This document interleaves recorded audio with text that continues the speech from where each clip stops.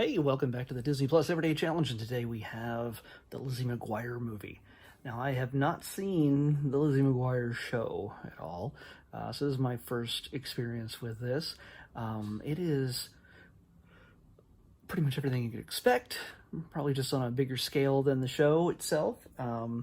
If you're a fan of the show, and there's plenty of people who are hardcore Lizzie McGuire fans from the Disney world of fandom. I saw that in person when I was at the D23 Expo last year, last August.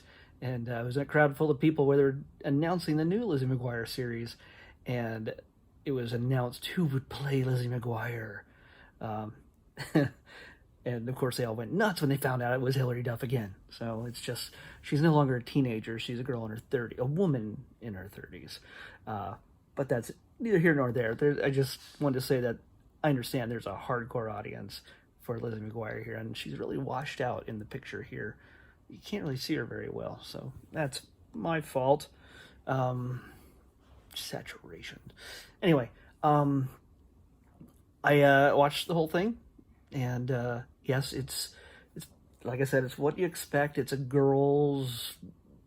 teenage girl's travel fantasy, basically. Lizzie's graduating junior high, and as you do, you just go on a trip to Italy, to Rome, with the class, as managed by, I think she's the future principal or something. I'm not sure. Played by Alex Borstein, and now you would know her as Lois from Family Guy, and she's done plenty of other, she's also on, was she on Mad TV? She's played plenty of characters on there, but yeah, the moment I saw her, I knew that we'd get a little bit, well, it wouldn't be edgy, it couldn't be Family Guy edgy, but yeah. And I think Hilary Duff has actually appeared on Family Guy, so it was a nice little exchange here. This is, by the way, a 2003 film, so this predates probably any of Hilary Duff's appearances on Family Guy. But yeah, as for the story, like I said, she goes to Italy with her class and almost immediately runs into the hunkiest boy in all of Italy. And he's not just a hunky boy, he's a pop star. And hey, did you know that Hilary Duff was a pop star herself? But not Lizzie McGuire. Lizzie McGuire is not. This is no alternate dual personality thing like Miley Cyrus and Hannah Montana. No. This is a girl who's actually looks just like an Italian pop star. And this guy, Mr. Suave, I can't even remember his name. Pablo, maybe? I don't know. But he's Paolo, yes. Paolo gloms onto her real fast at the gelato shop and says, "Hey, you look just like my ex-girlfriend. We broke up, but we're supposed to do a duet. We're supposed to sing." Actually, he didn't even tell her that straight off the bat. So, but he says, "Well, you just look like her, and we have to make an appearance on the music awards, like the most generically named award show is just the music awards. Like they didn't even bother getting creative with that." But yeah, so she ends up spending most of her time sneaking out, pretending to be sick, and sneaking out where all the other kids are going on a tour led by Alex Borstein. And they got to dodge her while they're on their Vespa, and it's all sorts of shenanigans that take place while she's supposed to be sick in bed. And it actually works. You go into this understanding that there's going to be just wackiness ensues. Okay? As people who know Lizzie McGuire, she's a bit of a klutz. She's a little clumsy, and she's known for just getting herself in trouble. But she does it with a big smile and also an internal monologue, as depicted by a little cartoon character version of herself that they cut away to every so often whenever her expressing herself normally isn't enough. And actually, I like that. I like that little piece because it's not overly used. It's not like every 3 seconds, not every minute. It's just it's an important moment where she's breaking between what she wants to do and what she should do, and how she wants to express herself as compared to how she actually does express herself. So yeah, it's the animation's simple, it's cute and it's fun, and it does the job. And I realize it's a staple of the series as well. It works well in this thing.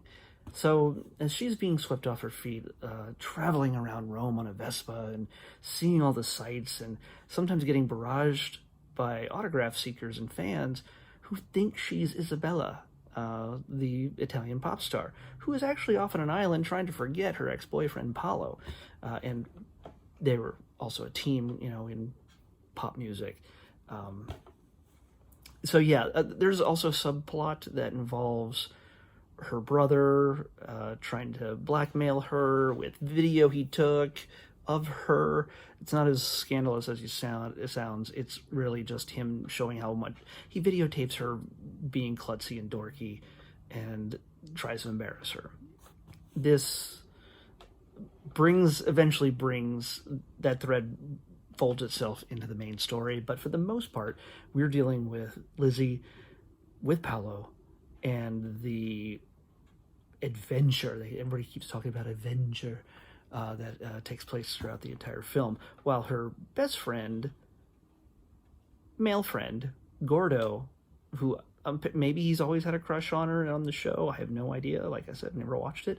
But Gordo obviously has a crush on her and is willing to do anything for her to make her happy. So she's off having an adventure with new hot boy, while he wishes he was still having adventures with her, which was kind of their plan from the start, but got derailed by hunky boy. It builds to I'm not going to say how it ends, by the way. It builds to a crazy conclusion, which shouldn't work. It should be, and it is, yes, it's a little over the top. It's so unlikely to have worked out in such a way. And yes, there's nobody seems to question that she speaks perfect English without an accent. When she runs and when they have to get her dressed for the awards, and again, there's lots of caricatures of different cultures, like the fashion industry. The lady who's trying to dress her for the awards gives her the most outrageous, stupid dresses that only the fashion industry would understand. But it's almost a parody of all of that, and she's over the top, and it's just the way it is. And then you have a concierge at the hotel who's honestly trying to channel Peter Sellers and just be just overreacting everything he does, which, yes, okay, again, this is a movie made for 14-year-olds at best, that who love her, and yet she's adorable, she's fun, she's cute, and she's likable as compared to so many other female-led shows that we've watched here and have yet to watch. She doesn't spend her time smack talking her parents or anything else. She seems like a decent kid who wants to do the right thing, but is not perfect. And yes, also, by the way, there's a ton of trope characters in this. The male best friend, that is a platonic relationship, which could be more, but she's oblivious to it.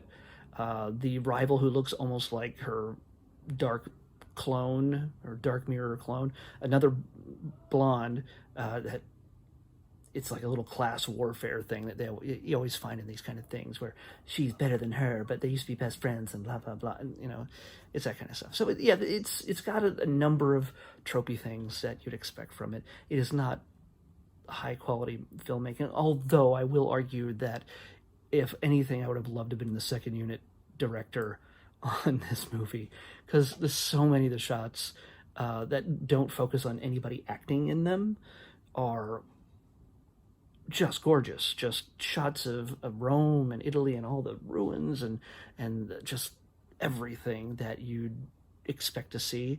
It looks like a travelogue video, and Disney tends to do these kind of things. They take their actors and send them to Hawaii. Like, that's one of the Disney things. Everybody goes to Hawaii. But in this case, just like the Cheetah Girls, we did many months ago, it seems like it, they went to Italy, I think, and maybe I'm wrong. It's been a while. But here's Lizzie, and I think this is better shot, and it looks more realistic, because there's just, you can tell there's scenes where they're filming this, and the crowd is real. They're just looking over their shoulder, wondering why there's people with cameras pointing at some people, and there's boom mics all around, and wondering why it's being shot, because they couldn't clear out that whole, all these plazas and fountains and everything else to shoot, apparently, because they have Disney money, but not all the Disney money. So you can tell that there's people in these shots that don't know they're going to be in a movie. So, but yeah, I actually enjoyed it. I don't know, maybe I'm in a better mood than I was when I was watching this Magical Gourd movie. Sorry. But no, she's appealing. There is a nice little twist, and justice is served, and it all works out in the end, which you expect in a Disney film, and also a Lizzie McGuire story. I would expect. I'd imagine that any of the episodes of the TV show weren't all dark and brooding. This is a thing that made her who she is, and she's brought her rise to fame. So yeah, I think it's a fun. If you've watched the episodes, you've probably already seen the movie. But as a dude, you know what? I can tell you that yes, it's definitely not made for me. I'm not the audience, but it wasn't a grind to get through like so many others. So it was well shot. It looks great, and she's an appealing actor and character. So Lizzie is actually an appealing character. She's not a complete idiot like so many others. Now, not that we found any complete idiots in any of the other movies. By the way, the only other thing I've seen her in, like her physically, not in Family Guy, is that Cadet Kelly movie we watched a couple months or weeks back. But yeah, it was about all the Hillary Duff I've had in my life. So, hooray for Hillary. So yeah, check it out. It's not the worst thing, but again, it's if you're my age and you're my gender, it's honestly, I'm not going to tell you that this is going to be something that's going to change your life and make it, oh my god, I got to watch this. This is not the case at all. So yeah, you can just skip it for the most part. But if you got kids, they could see a whole lot worse movies out there starring teenage girls. And it's a fun little adventure. So I said that enough. Now we're going to pick tomorrow's. Boom. It's 379. Okay. I just checked you. And now you already close on me. 379. 379. Oh! Hey! All right, we got another movie. It's a Pixar movie, and we've already seen the sequel.